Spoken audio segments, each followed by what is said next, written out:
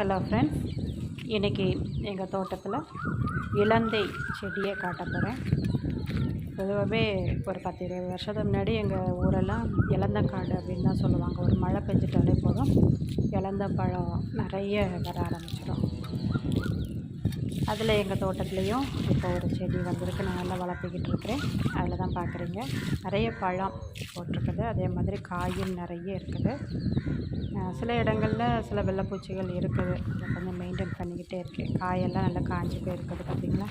இது வந்து நம்ம சின்ன வயசில் ஸ்கூல்ஸ்லலாம் ஒரு உலக்கில் அப்படியே கொடுத்து வாங்கி சாப்பிட்ட ஞாபகம் நிறைய பேருக்கு இருக்கும். யார் யாருக்கு அந்த ஞாபகம் இருக்குதோ கமெண்டில் சொல்லுங்கள்.